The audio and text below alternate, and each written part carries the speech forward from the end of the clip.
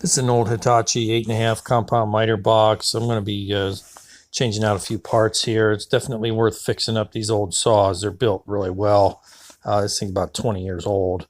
Replaced pieces, parts here and there over the years, but I'm going to concentrate on this blade guard. It's all beat up, chewed up. I got the new one here. And a few other pieces that I'm gonna swap out, like well, the thing that holds the dust bag on, that was all beat up and falling off. In a new dust bag, and just some clips, different things. But for the most part, I'm gonna concentrate on the dust guard. I got some clips for that cord too.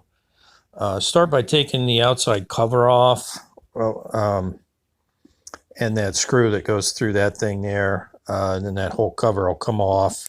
And then these blades on these things actually, left is turning it to the left is tightening it, turning it to the right is loosening it on these particular things. This Hitachi here. After you get the blade off, you can pull those rings off that sandwich the blade, and you'll see this little plate behind there with those two screws. You got to get those out of there and take that plate off. That's holding the dust guard on. And then you got this little, it's called a return spring, I believe. Make sure you make note of where that thing's hooked up, because that could get kind of confusing.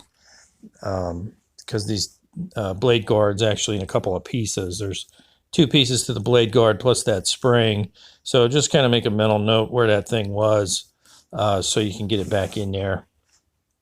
And then that's pretty much it for getting it off. So the rest is, just in reverse. So the new one comes in two pieces. That short piece goes behind, and the other piece goes in front. And then you can, there's that little hole for the spring.